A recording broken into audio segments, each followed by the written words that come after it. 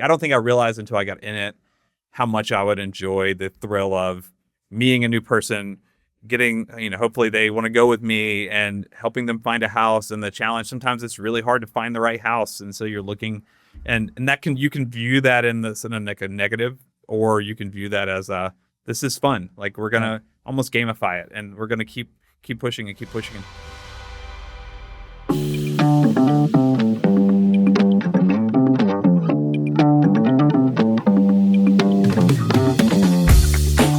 Welcome to the Justin Landis Show, your real estate podcast about having conversations, building relationships, and creating freedom. And today I'm here with Kyle Marshall, one of the awesome agents at JLG. Kyle, thanks for being here. Thanks for having me. Kyle, your career started in ministry, 2 decades of ministry before you transitioned into real estate. Tell us about that and what led to you making this transition. Yeah, so did ministry, like you said, for 20 years, got into it out of high school or really, I guess, out of college, but went to college to do ministry. Mm-hmm. My wife and I, the last 10 years, ran a campus ministry at Emory University. Mm-hmm. Loved it, had a great time. And then, the last few years of my time at Emory, I could just tell it was time to do something new, and that's kind of a weird thing. I've got a master's in theology and, 20 years of ministry. So when you're like, gotten your 10,000 hours, the 10,000 hours people are going certainly at that point. Yeah. Yes. And so, you're trying to figure out what's next. You're like, no idea what's next because of, just unknowns. And so trying to figure that out. And so I spent about 18 months trying to figure that question out. That's a long time. What was that like? It was scary. Yeah. It was weird. People kept asking me what was next, and I was like, I have no idea. And seriously considered becoming a teacher. I knew I could teach. I had done a lot of that sort of thing over the years, to the point where I ordered some books on history and started studying to become a history teacher, but never felt great about it. It was like something I could do, but I didn't think I wanted to do that. And then one day, my wife and I were thinking about moving. And we had used Justin and the group here, and Ashton had sold our last home. And so Ashton actually took us out to Roswell to look at a house. We ended up changing our mind, not wanting to move. But on the way home from that showing, I told my wife, I was like, I wonder if real estate could be an option. And she's super supportive and was like, yeah, go for it. So and then we had a conversation. And then we sat down. Yeah. What do you remember from that conversation that we had? I remember feeling like, am I crazy? Is this even possible? You're such a nice person that I was like, he's not going to tell me even if I'd be terrible at this. I was like, is this a huge mistake? But what I really felt like coming out of that was you were so encouraging of the fact that the people side of what I had learned in ministry would apply to this. And so I was like, I know people, if I can learn the business side, I think we can be successful. So I think a lot of people might be surprised with that, but to me, the people side is the hardest part of this business. Now, you got to learn all the other stuff too. Sure. But the people side, if you have it, you have it. Yeah. No, and I don't think I met with Jared and we did one of the personality tests. I don't remember which one it was, but DISC, I think maybe. But he was like, you're the most extroverted person I've ever seen from this. And I was like, oh, okay. Just didn't realize that. But, I do think watching other people and kind of learning the business over the last year, there's just things that I have realized, like skills that were formed over time working with people in the ministry side that I did not realize how naturally that came and how it might not come to other people. So it's been really helpful, I think. Kyle, I've talked to a lot of people about making the transition into real estate. And of all the people, you have one of the most specific frameworks, which I really love and I think would be helpful. You have 4 questions that you evaluated to decide whether making the move into real estate was right for you. Will you walk everybody through those 4 questions? So the first one was, what am I good at? I need to, if I'm going to do a new career, I need to find something that I'm good at, right? And so what am I good at now that will apply? Second was, what do I enjoy? I didn't want to, if I was going to make a major shift in life, it had to be something I would enjoy doing for the next 20, 40, 80 years, however long we were working. And then the third one was, is there a financial future in it? It could be, I enjoy it and I'm good at it, but there's no money, then got to figure out something else. And then the last one for me personally was, does it put me around people? I needed... Because you are such a people person. I am a people person. I am an extrovert to the max. And so I needed to be working with people. And that's part of what I loved about ministry. And I knew that was something that I needed for me personally. So if I could find something that hit all four of those, then it was like, yeah, let's give that a shot. I love it. Will I enjoy it? Will I be good at it? Will there be a financial future? And is it around people?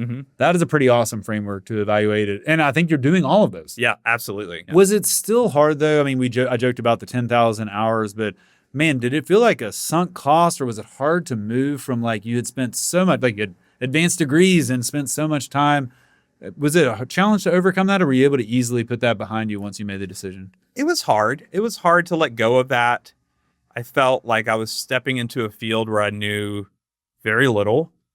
And that was really humbling, coming out of a field where I felt very much like I knew what I was doing. I've been trained in this. And yeah, the sunken cost was like, all right, I still have student loans from my master's program. And so not having that avenue, but I knew I had my church world that I was already involved in. So I had spaces for that part of my life to still exist. And being in this, I needed something new. I'd seen where the last few years, I knew that it was time. And so I needed to try something new and realize like, it's okay to let go of that, because this is the direction I feel like you should go in. What would you say to somebody who's right on that cusp? They might be struggling to give up something in the past and take a step towards the future. Yeah. I mean, I think don't be afraid to take chances.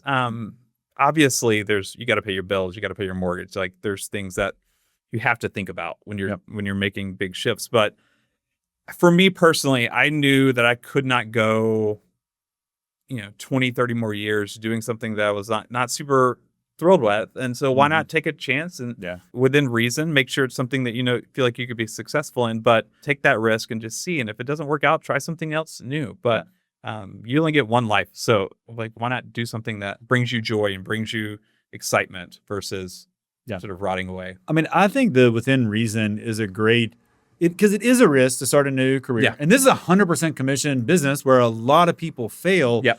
But I was not just like telling you what you wanted to hear when we talked. I was like, Kyle's going to be good at this, And I always try when someone comes to me to make sure they know like how much of the business is lead generation and how you got to create your own business. And, like you've got to have structure, and it's tough without having a boss and all the different things that are challenges. But also just, from knowing you and in the conversation, I was like, I feel like this is a pretty low risk for you personally because of those skills that you already brought that are so transferable to this business. So it's a risk, but it's also not as big a risk, I think, as a lot of people think it might be. Sure. Yeah, I think I did not realize how valuable those relationships that I'd formed, outside of real estate would be. And obviously you saw that, but very quickly, I think I was licensed for about 2 weeks and I was already showing houses to a friend of my wife's. And so it flowed very naturally, and it's constantly surprising people that I weren't even that close to that are reaching out and saying, "Hey, can you show me a house? And I'm looking to sell my house." Those sorts of things. Yeah, because you've only been doing this how long at this point? A little over a year, or right at a year now. I guess. Right at a year, and you've helped how many clients? 17. 17 in 1 year, and it takes like the sales cycle is like 3 or 4 months. I know. 17 in 1 year, starting from zero, is just so awesome. Tell everybody a little bit about what you started to do, because you do have to make a transition from, I know Kyle, I like Kyle, I trust Kyle, Kyle's a great guy, to Kyle is my go-to real estate agent, right? There is a transition to make there. What did you do to start to make that transition so people could trust you not just as a person, but they could trust you with their real estate? I think joining the team was the best thing I could have done. And I'm not just saying that because you're here, but the team has a lot of cachet. It's known. I have friends that had worked with JLG before. And so to be able to lean on that and say, yeah, obviously I'm new. There's no hiding that, but I have this wealth of experience behind me that I can lean into. And so you're getting that when you hire me, which helped. So you're getting someone you trust, but also you're getting this team of people behind us that know what they're doing. And so that helped. And then, there's certainly some fake it till you make it a little bit in the beginning, And so a lot of, let me check on that when people would ask questions that I didn't know the answer to. I'm like, let me find that out for you. That's something I learned in ministry. People are always asking questions. And you're not going to know all the answers. Business either. And only bad ministers just always have the answers, right? And so that skill was like, okay, I can say I don't know, but I can find out for you. Yeah. And usually that was fine. So that helps a lot. I'll never forget my first client was my wife's best friend. I was showing houses a week in, and she said, I'm going to trust your expertise here. And I thought, I have no expertise. I've been licensed a week. But what I think she was really saying was the team's expertise. And so that really helped me during those early times where I felt like I just did not know what I was doing, because when you get licensed, you have to take an exam, you have to go through a class, but I don't think it really prepares you to do this job until you're out doing it. And so having people around you that knew how, my first 10 offers, I probably sent to 3 different people on the team to read over because I was terrified that I was going to make a mistake, those sorts of things. And so, having that wealth of knowledge behind me helped me feel like I can focus on just learning the business and doing it. And if I was ever concerned, I could call someone and get the answer pretty quickly. Yeah. Back to the starting out, whether it's JOG or any team, I mean, starting out with a team and a mentor, I mean, I'm just such a believer in you've got to have that mentor, that support structure there for you, because to your point of the real estate license exam, it is a hard exam and you learn a lot, but it's not teaching you the ins and outs of actually helping people buy and sell a house. No. Was that surprising to you? Did you know, you're like, why didn't they teach us this in class? Yes. I learned a lot about easements, but not as much about how to do this job, right? And so, no, I was shocked at how much I still had to learn after I'd gotten through that. And it is surprising to me that I've met a lot of agents over the last year. A lot of them start out solo, and I just don't know how you do it. I mean, some people have success with it, but for me personally, it would just be terrifying because you've got to learn a lot, and there's a lot of every single deal is unique. There's unique struggles. There's unique things that you have to figure out, and so not having people around you to lean into when you don't know the answer is that'd be hard. Yeah, you mentioned helping your wife's friend, and you've helped other people in your network and relationships, but how did people view it, like when you first started to tell them? What was the general reaction from the people you knew about this? Were people surprised, supportive, like, I can't believe you're doing this? What was the reaction? They're being nice because they're my friends, but there's like a layer of anxiety underneath it. And there's probably still a little bit about that, underneath the surface. But I think having success for the last year, it's like, all right, now I start to feel like people are like, oh, you're just actually like doing this, not just like, all right, is this just midlife crisis, like sort of type of thing where you're going to burn out in 3 months and go get another job. Well, you definitely haven't done that. And you have had a lot of people trust you in your relationships, in your sphere, but you generated you had a lot of other business as well. What else has been helpful to do all of those transactions in the first year, in addition to having a strong relationship and network? I think you start with the people in your sphere, finding ways to market yourself to that next sphere. I've fundraised for a long time in ministry, and one of the things we always said was you're never going to get fully funded just from the people that you know. Like, you're just going to run out of people really quickly. And so learning to ask those, can you introduce me to more people, in the church world? Is there a small group or a Bible study or something at your church that I could be invited to? And so similar in real estate, learning to say, hey, who do you know that's just gotten married? Who do you know that's having a baby? Who do you know that needs to sell because they need to downsize? Those sorts of questions. People start thinking, I remember early on asking the worst question that every real estate agent asks, which is, do you know anybody who's looking to buy or sell a home? Which, like, no one does, because no one's walking. Or if they do, they're not going to tell you. They're not going to tell you. No one's walking around telling their friends, I'm looking to buy or sell my home. It's not, it doesn't come up naturally. So learning better questions, I think, is really helpful. You mentioned a few. What are some of your favorite questions? The question around, do you know anybody that has just gone through a job change? Do you know anybody that has been renting for a while that might be looking to finally buy? Do you know anybody that, I mentioned the baby, those sorts of, milestones in life where people might be looking to make a move. Because it triggers an actual person in your head. Yep. If I'm like, hey, who do you know that you've been over to their house and their kids are sharing a room? There is stuff everywhere. Yeah. It looks like the house is about to explode. Yeah. And that lives in this neighborhood where I've got this big house coming, right? Like, people are picturing an actual person in their head there. Where back to your question of like, who's walking around with I want to buy or sell a house, right? Nobody's picturing that person in their head. Not at all. So, I think that's been awesome too. So you've done that, but you also have taken advantage of other opportunities too. I remember, Kyle, we were talking about how much time we had in the week coming up. So I do this exercise where I'll ask agents, hey, look at your schedule the next week and go through how many hours you have available that you want to work, because you're not going to work 24 hours a day, right? How many hours do you have that you want to work, and how many do you already have booked, and how many are left? And the answer is like almost always around 20. I mean, it's mostly like, 15 to 25, something like that. And my point of that is not that you have to lead generate 25 hours of 25 available, because you do have to have some time open that's reactive in this business. Because you lead generate 5 or 10 of the 25, you could, you could, and you should. Well, we're going around and doing this, and you answered something like 42 hours available or something. And I was like, It was a slow week. well, but I think a lot of the people who are answering the question didn't want to work 42 hours in total, And so my point on this is you really have jumped all into it. And I personally think, from watching you, the speed at which you respond to things, your willingness to say yes, the amount of time you're working also has contributed to that. Do you agree with that? Or do you think that time is just, what do you agree with that? I think so. I mean, I think if I was going to do this, I had to go all in. And so treat it like a full-time job, not as a side project where I just hope to sell a few houses. I've got a mortgage to pay, right? And so that element of sort of scarcity, where it's like you've got to do this. So if you don't do this, you've got to find another job that you probably aren't going to like. So you got to do it and treat it like a real job. And I enjoy the challenge of it. There's something I don't think I realized until I got in it, how much I would enjoy the thrill of meeting a new person, getting, hopefully they want to go with me, and helping them find a house. And the challenge, sometimes it's really hard to find the right house. And so you're looking,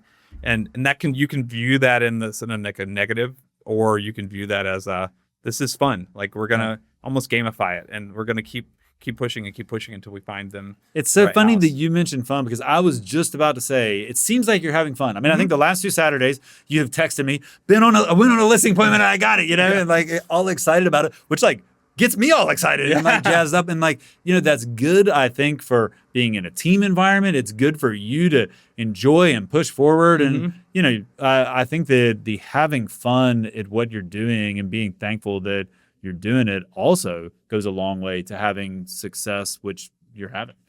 Yeah, I think, when you are, so for me personally, doing one career for a long period of time, you had this sort of deep down wonder, could you do anything else? Are you just good at this one thing, right? And I think a lot of people probably feel that way. And so making this shift, for me, it's been really exciting to have success. Obviously, the financials is great to get paid, but more so, I can do a different thing and be good at it and work hard and see results. And that's really exciting. And so, there's challenges. There's times where it's not as exciting. But in general, that kind of propels, I think, some of that. I've got 42 hours. I can do 42 hours, right? My wife's a consultant. She works all the time. If I can't work 42 hours, then something's wrong, right? Man, so I love that you're having all this fun, but you're also finding meaning in what you're doing and in working with the clients. Yeah. I don't think I realized I would get that as much. Obviously coming out of the ministry, that the meaning was we always say significance was like the main draw for why people do ministry. And I was concerned about that getting into this. But early on, I'll never forget, I think it was my 3rd client. We find them a house. It's going great. They're super easygoing. We get through into the due diligence. We have the inspection. The inspection report has some things, but it's not that concerning. Now I'm new, so maybe I'm like missing things, but I felt like the reaction from that report was not warranted. It felt very anxious. They threw a lot of money at different things to get tested. And I was like, this is weird. And we are at the end of due diligence, and she opens up to me and says, this is the first house I bought since my mom died. And we used to have this saying in ministry. It was that life is hard, people are complex, and seldom is the issue the issue. And when you were dealing with people in ministry that were acting what you felt like irrational, it's like you always knew there was something else going on, and to not take it personally, and to have that helps with empathy, I think, when you're dealing with people in difficult situations. And driving home, that saying came back to my mind, and I thought, like that, people are people. Like, it doesn't matter if it's ministry or in real estate. people are going through things that we often don't even know anything about. Sometimes we do. In this business, you see people in really hard situations, death and divorce and those sorts of things, but also people are dealing with things that you'll never know about. But it's important to keep that in mind that like people are, our life is hard, people are complex, and usually what you are seeing is not really what's going on. There's more things going on beneath the surface. The issue is not the issue. Is that what you said? Yes. Seldom is the issue the issue. Seldom is the issue the issue. Mhm. I think so much wisdom in there. Yeah. I didn't come up with it. It was a professor taught us that years ago, but it's been true my whole life. And it's been interesting to see how that comes out because every deal is stressful. People are making huge purchase, right? And they're scared. They're afraid they're making a mistake. And so learning to take some of those things that I learned over the years of ministry and apply it to this, I think has really helped. At least helped me not get so frustrated when people are acting what can feel like irrational sometimes, Definitely. Before we wrap up, so you're 1 year in, headed into year 2. Yeah. What are you excited about moving forward in this career? I think I'm most excited that I just feel like I've still got a lot to learn, but I feel like I don't feel like a newbie anymore. Mhm. And I've seen a lot of different things. I've seen I've seen a lot of the ways things can like go wrong and how to address them. And so just the confidence, I think last year there was a lot of like, we're doing this. I'm a little bit scared and I'm asking a lot of questions. And so going into this next year, feeling like I have a sense of how to do this job, but also how to lead gen, how to broaden your network, that kind of thing. I'm a lot more confident now than I was a year ago that this could be my career. I think you are well on your way for this to be your career. So thanks for sharing all this with us today. This was so helpful, and there's so much here for agents to learn from. Awesome. Thanks for having me. Thanks for being with us today. Make sure to like and subscribe so you don't miss a single episode, and we will see you again next week.